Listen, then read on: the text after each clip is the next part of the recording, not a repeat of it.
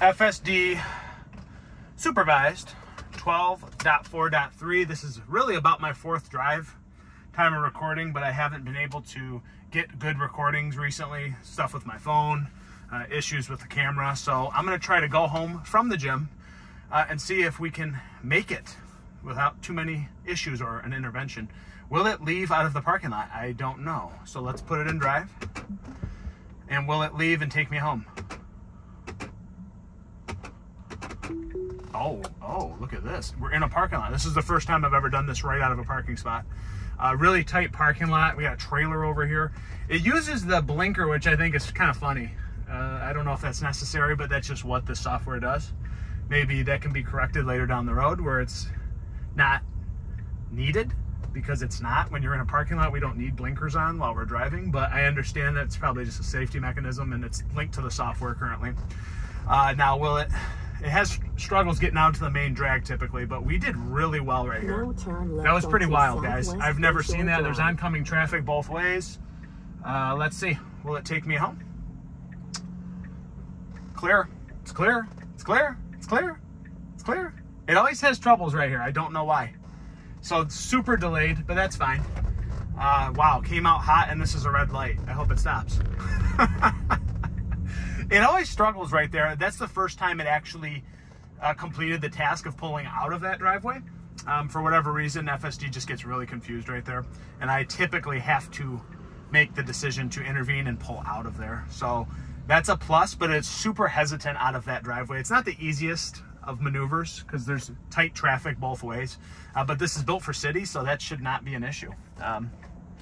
That's a bug they'll have to work out, but it's good. We did not have to intervene, so that's a good sign. So once this turns green, we should be out of the gates with speed, because that's what this software has been doing for me. Really aggressive decision-making and confidence. See, boom, green, boom, out of the gates. And there we are. Freaking just flew, an empty bottle just flew across my dash. It's all right though. The council. So decision-making and assertiveness and confidence through the roof with this new update. Really great leap forward with confidence, in my opinion. So the rest of the drive, I will say, is kind of boring. It's just a straightaway on a highway. It's quite busy this time of year.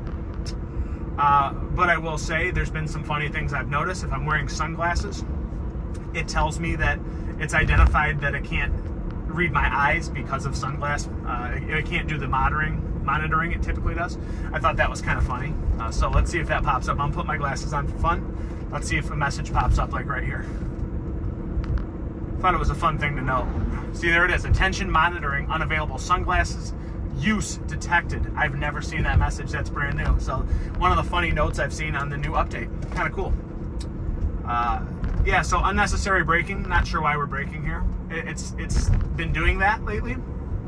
A little bit more hesitant in braking on the main drag. And right here, it hasn't identified that the speed limit's 55, so I'm gonna move it up because it is 55. It can't read the electronic sign. It would read this one, which is a typical sign, the 55 right here, but it doesn't read, for some reason, the electronic one. It's not registered in its data. So I wish they could maybe update that, but I don't know. That's not a typical sign usage on the roads. It's not a typical thing you see. You do see electronic from time to time with lights, but not as common as the normal sign with the speed limit on it. So we've identified now it's 55.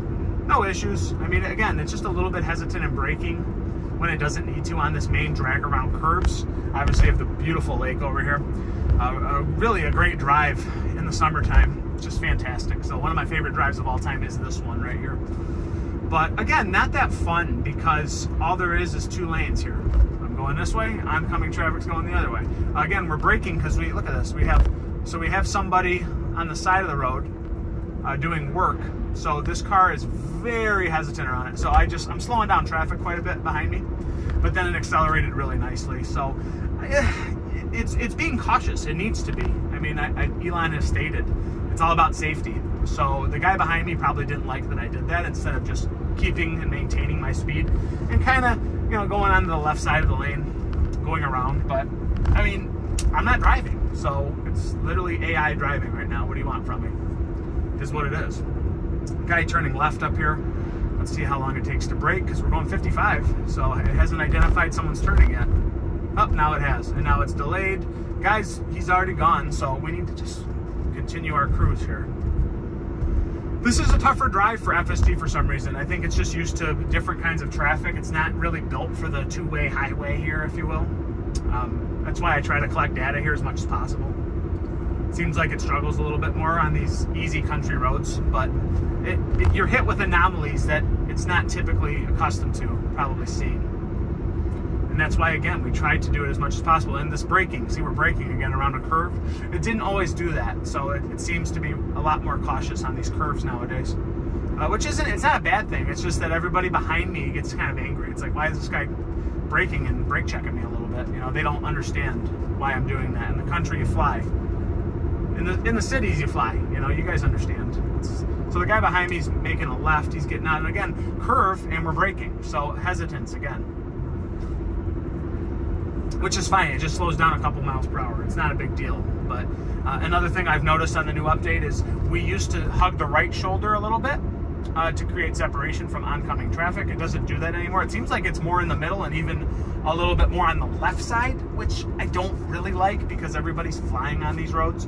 I like a little bit of separation between us and oncoming traffic. I haven't really been getting that on the new update. It's not, again, a big deal, but it's just small things I've noticed that have changed. And actually, another thing I've noticed is we used to kind of create more separation when there was a large vehicle approaching, like an 18-wheeler or a semi. You know, Tesla software would drag me over to the right a little bit and create that separation from that large vehicle. It's not doing that anymore on the last couple semis I've driven past. Again, not a big deal, but you know, you would basically avoid any unnecessary contact, you know, even such as like rock chips coming up hitting your windshield. I kind of like that it swung over a little bit to create separation. So right now, again, a curve, very confident, and you know, we hug the right a little bit. So maybe it's just subjective on what the car sees. I don't know. But and then you know, and now we hover a little bit more to the left. So it's doing that more than ever before. It's on the left side more than ever. It's hugging this yellow line over here quite a bit, and I just don't really like that. I guess that's just a nitpick. I don't really like that about the software.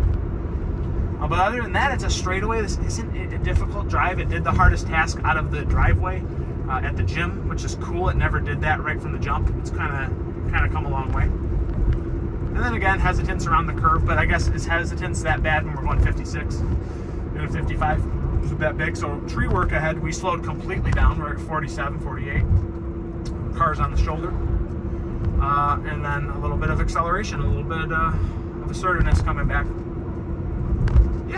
Yeah, I mean, it's hesitant on curves. I mean, maybe it should be. Maybe it should be. Maybe it's not a normal driver going, you know, 60 on curves. I don't know if that's wise ever, but a typical driver would, you know, not really slow down on the curves. It's just something I've noticed. That's all. So again, it's not the most fancy of drives. It's kind of cool to do these small highway tidbits with you guys. See, here's a truck. Let's see if we create separation. Just braked a lot. Okay, just a lot of braking. So that's what I've noticed, guys. It's just a lot more braking, a lot more hesitance on the main drag. There's been different variations of hesitance on this software, and it seems like this one's just quite a bit more cautious on the curves and when there's people on the shoulder and there's traffic close on the left. It all makes sense for safety. I totally understand the software. But I will say there's times that it does very nice gentle turns, and then there's other times this thing just jumps out of the gate like we're going 0 to 60 in 4 seconds. You know, it's kind of just it's kind of just funny then, based on the decision making it tends to make in different scenarios. Sometimes it's unnecessary, sometimes it's warranted. The guy behind me is flying right now, so I'm going to try to bump this up a little bit. But again, the hesitance on the curves. Same old spiel I'm giving you guys the whole drive. I mean, this has been fun though. I mean, it's been awesome to see where this software has gone from 2021, 2022, that's when I got it, to now, which is, you know, more than halfway through 2024, going into 25. It's amazing. I don't know what's going to happen with this software going forward. I don't know. It probably won't be capable on my Tesla Model Y. Probably need to upgrade hardware.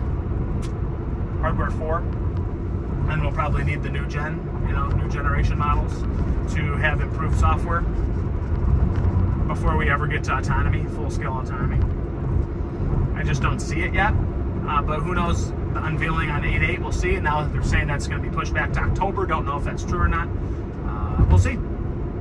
And I will say, sometimes in this passing lane in the country, this software used to try to take it, which would be the wrong move. You're making a right into the business or the street if you go on that lane. So good that it didn't hesitate this time. The software's gotten better on recognizing which is a passing lane and which is not. This is just a cruising lane, and it chose it and kept it. It's good. So, you know, the road that I'm turning on coming up will basically conclude this drive. I'm fairly happy with the new update. I think there's still a lot of room to improve. There's always going to be until we hit the full autonomy scale, but it's come a long way, guys. It's been fun. It's been really fun to watch this transition from the semi-beginning. I'm not the OG beta testers, but I wasn't too late to the game, honestly. It took me a while to get the software, back when you needed a 99 or 100 score, driving score, to achieve full self-driving access, which I did. It just took forever. 1 mile, turn left onto East. It's been fun. It's been really fun. It's fun to see the price drop from 200 to 100 if you're doing subscription model, which I think will be the way of the future. I don't think anybody wants to pay 10, 20, 15 grand, whatever, 8 grand for full self-driving unless you got buku bucks. Doesn't matter to you, I guess.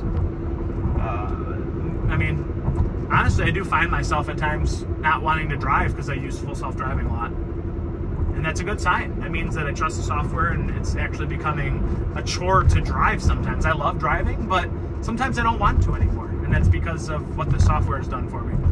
I don't feel like hitting the brake and hitting the accelerator, and, you know, I don't feel like turning the wheel. Humans getting lazier because of robots. It's amazing. Who knows what Optimus will do for us. So yeah, this will conclude the drive. I'm gonna make a left. I have traffic coming pretty quickly behind me and approaching in the front. So we'll see. Sometimes this scares me, making a left going 55. There's a swing out lane over here, so people will pass me, and then there's going to be a small gap. Not sure if we'll shoot it, and we didn't shoot it. We should have. So this is very cautious because I had a gap to shoot and Tesla software decided not to shoot it. I have one more gap here. Didn't shoot it again, so it's very hesitant. I was waiting to see how aggressive the software would be. So look at that. This is good. The wheel started turning as the car was going past me, like right up to me. So that was very human. Like, that's something I would have done. I would have started my turn while the car was about to pass me. Very nice, just very cautious. That concludes this drive, guys. Thank you so much. Until next time. See you next time.